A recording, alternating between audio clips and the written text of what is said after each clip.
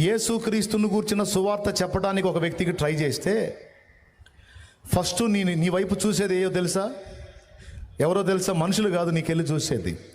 నీకు ఎప్పుడైతే హృదయంలో ఆత్మల భారం ఏర్పడి ఆత్మలను రక్షించాలి అని నీకు రంది కలిగిద్దో అప్పుడు మొదట నీ వైపు చూసేది దురాత్మలే. ఎందుకో తెలుసా? మనకు శత్రువు తయారైంది, మనకు శత్రువు తయారయ్యాడు. అసలు ఈ మనిషినే మన చేతుల్లోంచి పోగొట్టుకోకుండా ఉండాల్సింది, పోగొట్టుకున్నాం. ఇప్పుడు ఈ మనిషి అటు కనెక్ట్ అయ్యి, ఎటు ప్రభువుకి కనెక్ట్ అయ్యి మన చేతుల్లో ఉన్న మిగిలిన వాళ్ళని కూడా లాగేసేయాలని ట్రై చేస్తుంది.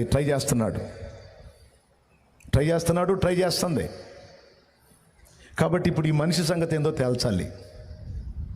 ఈ మనిషిని కొంచెం కనిపెట్టాలని ఖచ్చితంగా మనల్ని టార్గెట్ చేస్తాయి. అవి గుర్తుపెట్టుకోండి ఈ మాట. వాటిని చూడటానికి అవి నీకు కనపడవు, కానీ నువ్వు కనపడతావు వాటికి. అయితే నీ మీద దాడి చేయలేకపోవడానికి కారణం, నిన్ను దెబ్బ తీయలేకపోవడానికి కారణం ఒకటి ఉంది: దేవుని అద్భుతమైన కాపుదల. దేవుని అద్భుతమైన కాపుదల.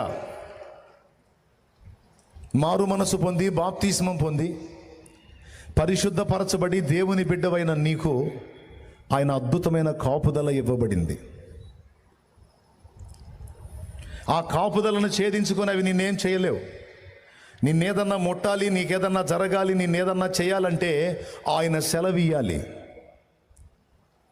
వితౌట్ పర్మిషన్ అవి ఏం చేయడానికి లేదు మనల్ని. ఆయన దగ్గర పర్మిషన్ తీసుకునే ఏదన్నా మనల్ని అటాక్ చేయాలి. అక్కడ వచ్చింది వాటికి చిక్కు. లేకపోతే ఎప్పుడో పీస్ అయిపోయేది వ్యవహారం.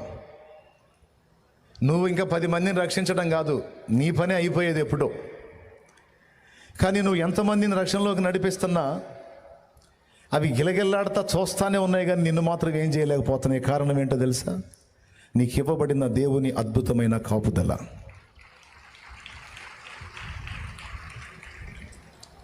చాలా కష్టపడి కొట్టారులే.